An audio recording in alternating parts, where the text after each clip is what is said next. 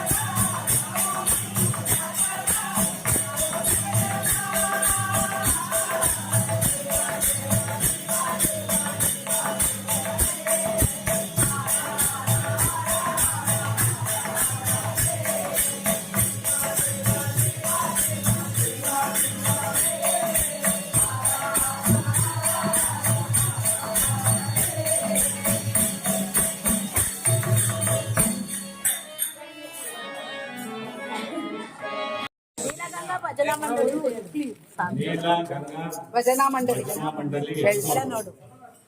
ಈ ಎಲ್ಲ ಯಾಕೆಂದ್ರೆ ಇವರೆಲ್ಲ ಹೆಣ್ಣುಮಕ್ಕಳು ಬಂದು ಇವತ್ತು ನಮ್ಮ ಶ್ರೀ ಬದಿನಾಕಂಡೆ ಗ್ರಾಮ ದೇವತೆ ಶ್ರೀ ಉಚ್ಚಮ್ಮ ದೇವಿಯವರ ಈ ಒಂದು ಅಮಾವಾಸ್ಯೆ ಕಟ್ಟಳೆಯ ಪ್ರಯುಕ್ತವಾಗಿ ನಡೆದಂತಹ ಈ ಪೂಜಾ ಒಂದು ಕಾರ್ಯಕ್ರಮದಲ್ಲಿ ಒಂದು ಮಹಿಳಾ ತಂಡ ಬಂದು ನಿಜಕ್ಕೂ ಕೂಡ ತುಂಬಾ ಚೆನ್ನಾಗಿ ಒಂದು ಸುಮಧುರವಾದಂತಹ ಒಂದು ಭಜನಾ ಕಾರ್ಯಕ್ರಮವನ್ನು ನಡೆಸಿಕೊಟ್ಟಿದ್ದಾರೆ.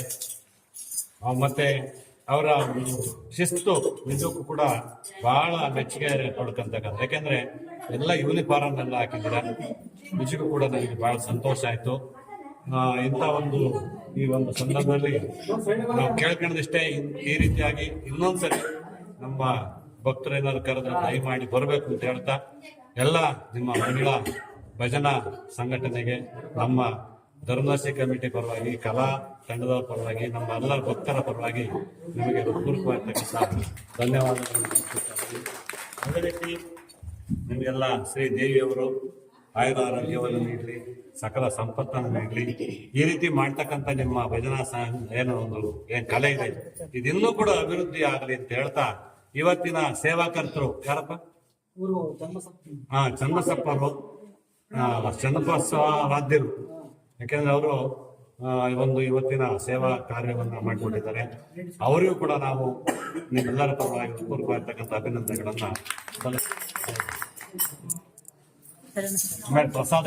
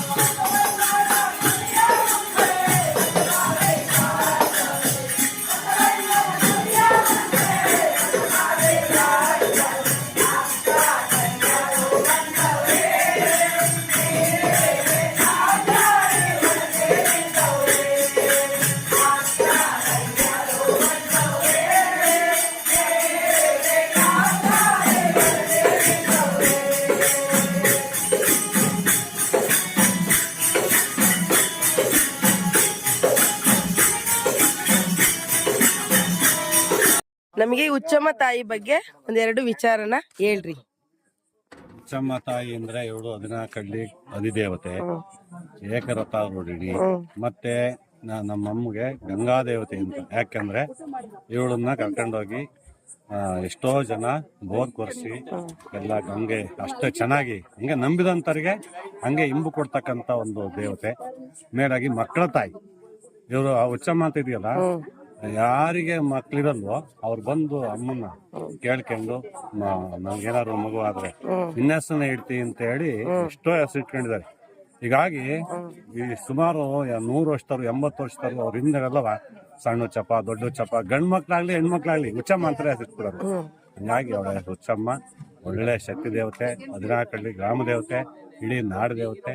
ನಿಮ್ಮೆಲ್ಲರೂ ಕೂಡ ಏನ್ ಇವತ್ತು ಭಜನೆ ಮಾಡಿದ್ರೆ ನಿಮ್ಗೆ ಒಳ್ಳೇದಾಗ್ಲಿ, ಅದು ನಮ್ಮ ಆರೈಕೆ ಅಷ್ಟೇ. ನಮಗೂ ಕೂಡ ಅನ್ನ ಕೊಟ್ಟಿದ್ದಾರೆ, ಎಲ್ಲ ಅನ್ನ ಕೊಟ್ಟಿದ್ದಾರೆ.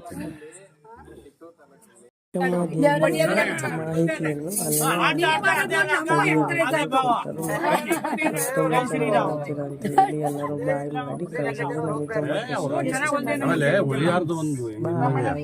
ಮಾಡಿ ಕಳಿಸಿದ್ರು. ನಮಗೆ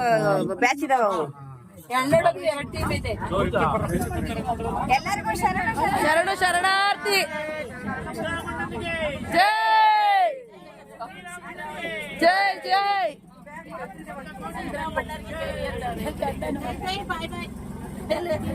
ಅವನಿಗೆ ಹೇಳ್ರಿ ಚಂದ್ರು ಬಾಯ್. ನಮ್ಗೆ ಹೆಣ್ಣು ನೋಡ್ಲಿಲ್ಲ, ಹೆಂಗ ಹೆಣ್ಣು ನೋಡಿದ್ ಬಿಟ್ಟು